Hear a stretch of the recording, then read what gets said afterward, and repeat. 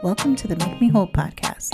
I'm your host, Josette Rosado, and it's time to talk getting past what's difficult, trusting our own abilities to do more, and keeping it that way.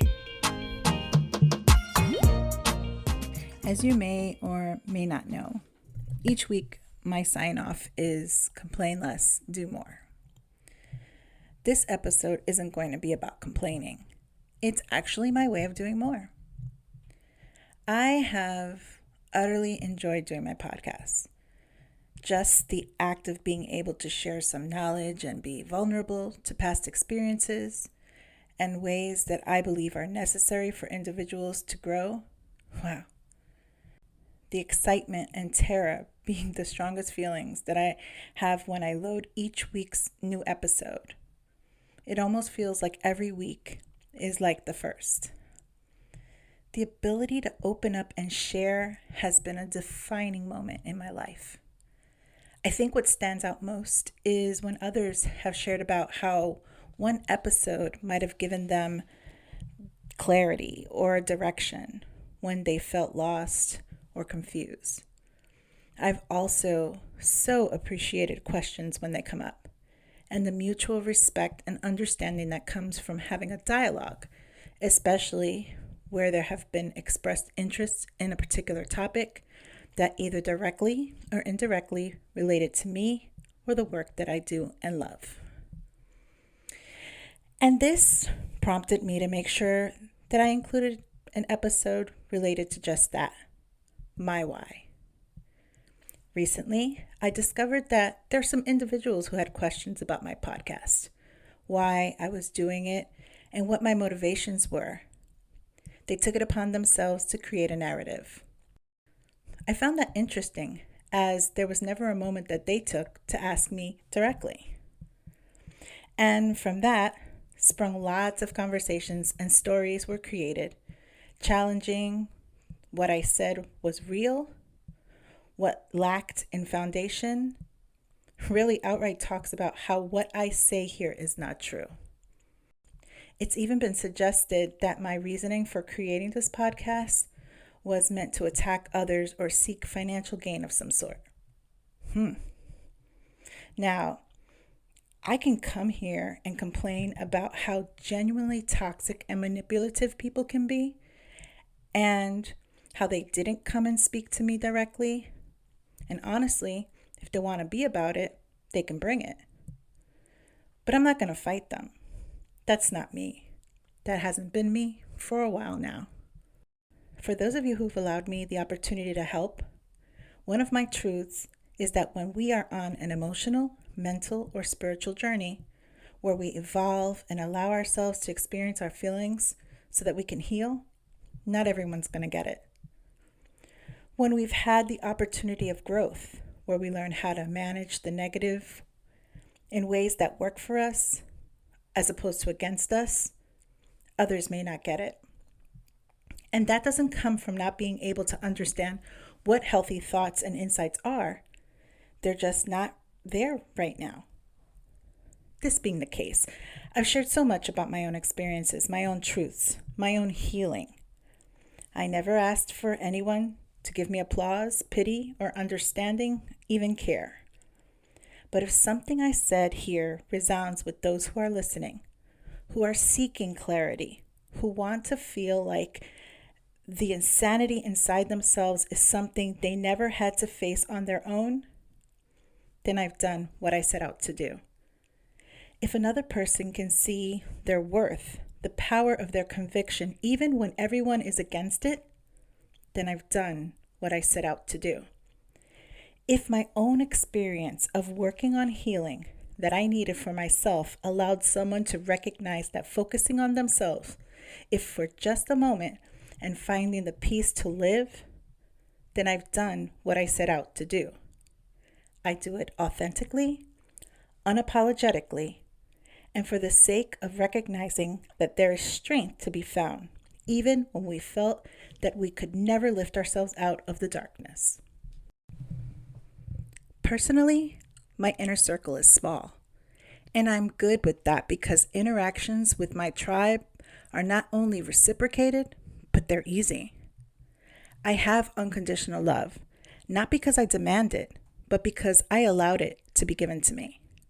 Luckily, I've also been able to show that level of unconditional love and understanding without questioning my motives or having to fit a role that makes everyone else comfortable. What I've learned from all of this is that in order to be at peace with yourself, you have to allow for feelings. Yes, even the negative ones. In doing so, you allow yourself to experience those emotions that might have otherwise made those around you feel uncomfortable and judge you for how you react. You also get the opportunity to gain mastery over how you choose to respond, which is never easy, but it is possible. Huge battles aren't the solution anymore. You release the dramatics and you focus more on the solutions that just make the situation better. Again, just because you've decided this is your path, as I have, it doesn't mean that everyone is going to be able to walk that path. And from the sidelines, they may make you question yourself, make you walk alone, and judge you while you're doing it. This is all to say that I believe in the power of boundaries. I believe everyone has the right to their own truth, and those truths might be a bit difficult for others to accept. I believe that we should ask questions even if the answers we receive are hard to hear. I believe that people can grow and learn from the hardest of life situations, and that no one has the right to tell them how to feel, how to react, or that there is no value to what they're experiencing. I believe that no matter how hard you strive to satisfy others, you may never get there, and focusing on your own foundation needs to come before anything else. Here's the thing. If you love someone so much and you hear sorrow, don't tell them not to be sad. Sit with them in comfort. If someone says they've been triggered because of past experience with trauma, don't judge them because it happened so long ago and you feel they just need to get over it. Instead, sit quietly and just listen.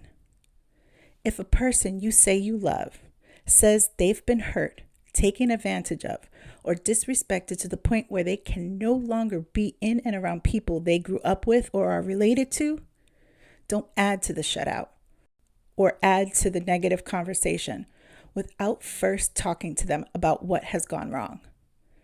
Instead, take what good you know of them, the truth in that love you have for them, and let them explain their truth.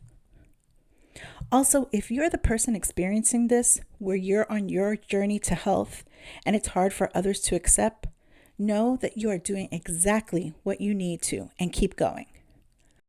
The fact that no one gets it, well, they're not going to, and never from your point of view, because that belongs only to you. If they later show interest and true compassion to walk beside you and ask what you've experienced so they get a better understanding and the full picture, you get to decide if you want to allow that. Remember, whatever anyone else thinks about you is absolutely none of your business. So, if you've listened to the episodes and you think the story is about you, ask yourself, is it? Could it be?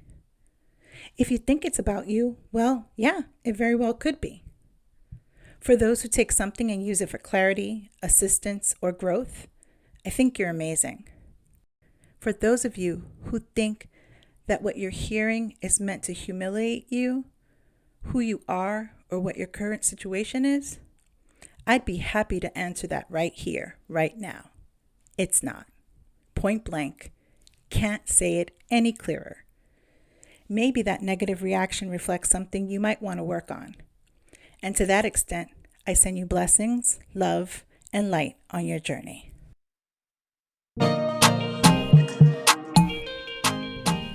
Okay, I think I got my point across, don't you? Thank you so much for the continued support that I get for what I'm doing here. Whether you've reached out to me and said that hit the spot, I learned something from that, or you just appreciated the vulnerability and the openness of the experience.